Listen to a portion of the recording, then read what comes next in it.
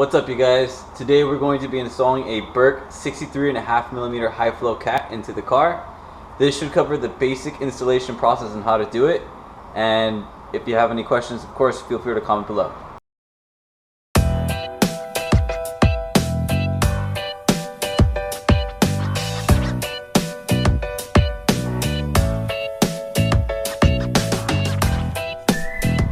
Before we begin this video, I'm going to show you guys these ramps that I have here. These are the Tomioka Racing ramps. They're actually really useful when you're getting to work on this car. Not to say that a low profile jack won't do the job, but if your car is any lower than mine is actually at stock height, but I still like to use them anyway, and they'll be really useful for you. When I jack up my car, I like to do this. I like to get to this little part right under here and get the light under to show you guys. There's one of the jacking points right here. It's this metal piece right here in the middle. You're gonna put the jack under there. You're gonna jack the front up first. Before you do that, of course, make sure your handbrake is up. You wanna make sure that you have enough room underneath the car to work on the exhaust system. So if you feel like you're a little too low, don't be shy to go ahead and jack the car up a little bit more. Once you get to your desired height, there's going to be some jacking points you want to place your jack stands under. They're going to be these little kind of hard to explain them, but they're kind of these little tabs that stick out, as you can see here. Just want to get the jack under here, set it up to about that height, should be good. Now we'll get it right in the middle if you want to, or wherever you feel comfortable, really, and that should do it. So once you set up the jack stands to both spots, so you have one jack stand here and you have another one over here, should be ready to go. Carefully lower the car down onto the jack stands.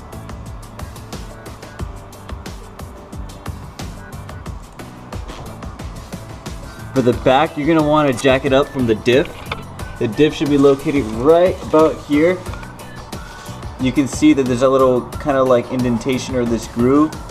You want to get the jack right underneath there, and you can jack up the car from there. You're going to try to get the rear as level as possible to the fronts as you can get it. The jacking points for the rear is going to be around right here. The black tab is going to be right here on both sides. All you got to do is just set it up. You should be good to go. As you can see, this is where your cat would normally go. Right now I have this test pipe installed, but pretty much this is where your OEM Cat would be. You have the spring nuts over here, you have these rear bolts over here, and you also got your O2 sensor right here. Just for comparison's sake, this is going to be the OEM Cat that we have here. It's pretty bulky, and it's actually really heavy in comparison to the high flow Cat. This is the high flow Cat that we're going to be putting on today. I actually took the time to go ahead and ceramic coat it. So underneath is VHT fireproof paint primer, and on the top is just the VHT high temp silver. Depending on the year of your car, or how old it is, or how many times it sees rain a year, you're gonna want to go ahead and spray some WD-40 or some penetrating fluid into these bolts here, and also to the spring nuts and bolts over here. For the OEM Cat, you're gonna have these bolts here, these nuts actually back here. You need a 14mm wrench to go ahead and take them out. For this part right here, you're gonna need a 23mm for the O2 sensor, and you're gonna need two 12mm for these spring bolts and nuts over here. So you're gonna have one here and have one in the front. If you already have a Berk high flow or a Berk test pipe already installed into the car, you're going to need a 15mm wrench for the front and a 16mm for the back. When you get to the spring bolt here, you're going to have to put a 12mm back here and a 12mm in the front there. Preferably if you have the ratcheting one for the back, that way it can make it a little easier for you while you hold this nut over here. When you get to start taking out the oxygen sensor, it'd be a good idea to start disconnecting some of these clips that are holding the oxygen sensor's wire. There's going to be a little clip here that you can remove. There's a couple more clips up there on the top, not sure if you can see them, but they're there. And the actual connector for the for the O2 sensor should be right there. I'm gonna point it out. Should be this one there. One thing to keep in mind when you're trying to disconnect the O2 sensor clip here for this connector, it's really difficult to get at it, so just be patient and you'll get it out in no time at all. To remove this little clip right here, just take some long nose pliers and grip it right here and push out. Once you undo your connecting cable for the O2 sensor, you want to get your 23mm wrench and just remove the sensor.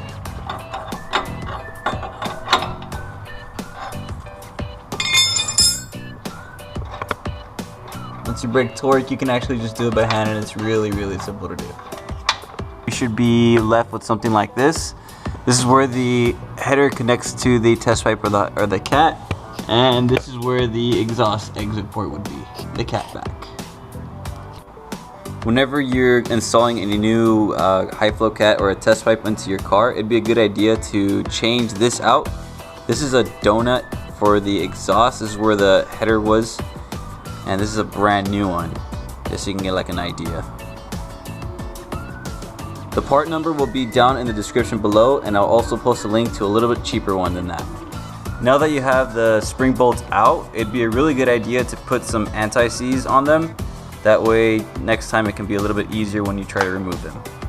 Before you put the high flow cat into position, it'd be a good idea to go ahead and install the O2 sensor back into the bung here. Whenever you're installing the high flow cat or the test pipe back into the original spot, you're gonna want to make sure that you have this flange facing that direction, and this will be facing inwards. There's really only one way to do it, so as you can see the way it looks like right there. If I take you over here, you can see all you gotta do is really just match up to where they line up. And over here. So the last thing you need to do is to go ahead and get all your stuff ready to go. Get all your bolts, all your nuts ready to go so you can bolt everything up really quick. And the process is pretty simple. It's pretty much the reverse of what you did. Although I highly recommend you do the exhaust flange first and then go ahead and do the back. But either which way you can do it and it'll be fine. So this is what the final assembly should look like. You can see that I have everything back to where it was. O2 sensor back in its spot. We got these bolts already bolted back in. The specs for these should be 35 foot-pounds, just in case if you wanted to do that. Over here, same thing, 35 foot-pounds. But if I'm wrong, please do correct me. And I have the O2 sensor back into its little clip here, up there, and back into the main clip there. So I'm gonna fire it up. Make sure that there's no leaks coming out through here. I already put the new seal, the new Doughnut gasket's already inside, but I'm gonna go turn it on and I'm gonna check, and hopefully we have no leaks.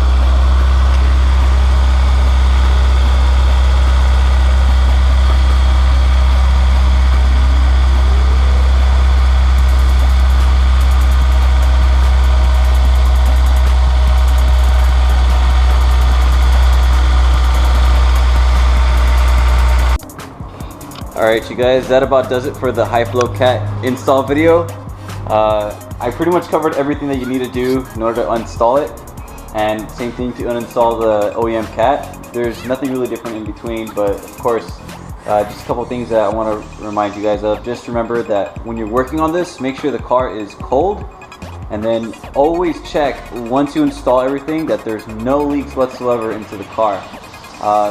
I would highly also recommend to get that Doughnut gasket for the exhaust flange. You can actually pick them up 40 bucks from Honda, or there's some online that's going for like 16 bucks. But other than that, yeah, that's pretty much done.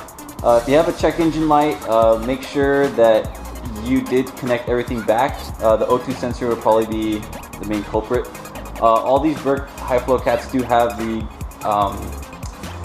can't remember the name of it, but I think it's a, with the check engine light fix, there you go.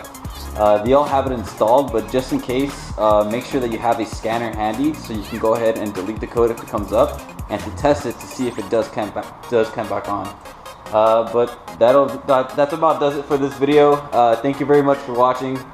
hope you enjoyed it. If you have any questions, please leave them down below in the comment section. And I will catch you guys on the next video.